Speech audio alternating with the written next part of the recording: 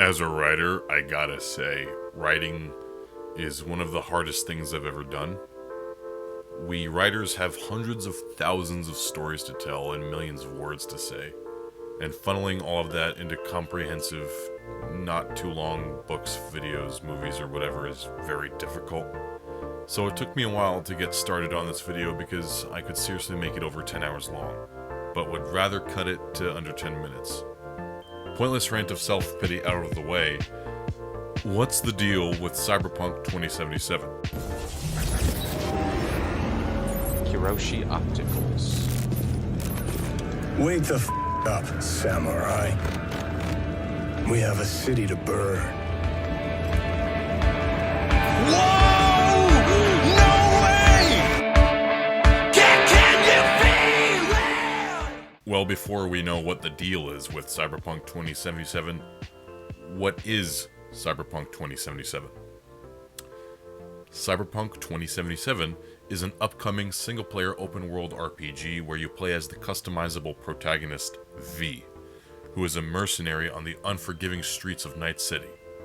A dystopian utopia where body modification has become an obsession, and megacorporations such as Arasaka, Militech, and McDonald's control everything and have their own militaries.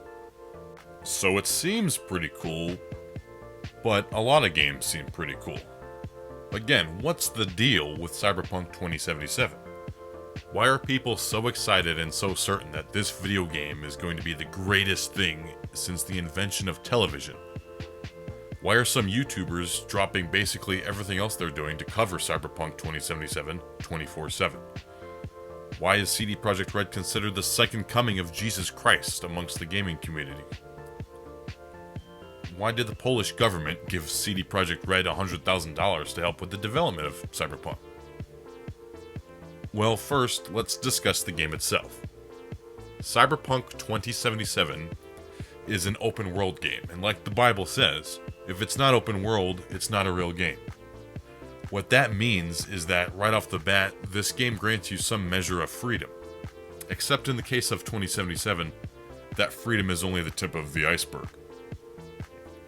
Night City is a sprawling metropolis of the future split into 6 districts, all with their own unique feel and story packed into every little nook and cranny, wrapped in an insane amount of detail with a nice little bow called beautiful graphics. Sounds like Grand Theft Auto 5, right? Well, people were very excited for that game too. But the freedom doesn't stop there. The things you can actually do in that open world are also a massive draw. You can head to the bar and chill over a few drinks, participate in an underground street fight circuit, or even just go for a walk down a cold, wet, neon-lit street on a quiet night. It's a big city, but it's also a living, breathing city with lots to do. That'll immerse the player like nothing you've ever imagined. Those who know me know how personally excited I am for this game, so consider these following points first-hand and probably pretty biased. However, bias has nothing to do with the fact that a large part of people's hype and faith for Cyberpunk's success is generated by CD Projekt Red's reputation. In only 3 games, CDPR has earned the trust and admiration of players across the globe with just the Witcher series. If not for The Witcher 3's popularity and success alone, it's not a stretch to say that the Netflix series based on the books would have probably never happened. Get it? Fuck. A huge part of a game's success is its creator's past. Look at the rise and fall of Bethesda Game Studios, which seemingly reached a climax upon the release of Fallout 4. Everything that came out before Fallout 4 from Bethesda was revered and praised. Bethesda could do no wrong, and every game was just bigger and better than the last, until Fallout 4 really split their player base. It was clear, even to people who enjoyed the game, that the love that went into Skyrim just didn't go into Fallout 4, and some even argue Skyrim was really the downturn for the company.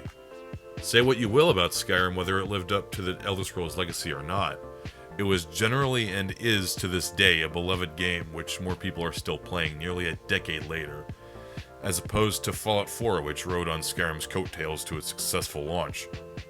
People still love and play Skyrim, but For the most part, Fallout has faded into obscurity, and Fallout in general, well, it's not in a good place right now. Consequently, whenever Mr. Bethesda opens his mouth, people don't grin and cheer anymore. They squint and sneer. They don't anticipate another game that'll blow them away. They just hope it doesn't suck. Who's laughing now? CD Projekt Red, on the other hand, poops gold and vomits mozzarella. Sorry for the image. They've released masterpiece after masterpiece, and much like Rockstar, their releases aren't just games. They're events that people plan their lives around. When a dev is so good at being good, you don't even have to think about if you'll like the game or not. You truly know it'll be a banger. Having a company like CD Projekt Red who are so good to fans and truly want to produce a quality experience that'll stick with you is very refreshing. We don't have to sit on the edge of our gaming chairs biting our nails wondering if the game will be good or not. It'll be amazing. Go about your day. Back on the topic of freedom. Besides games like Minecraft and Little Big Planet and, games where you kind of make the fun yourself, Cyberpunk 2077 promises to let you truly experience your own story and give you an amount of freedom never before seen in a game like this. V is insanely customizable, down to their backstory and their parts.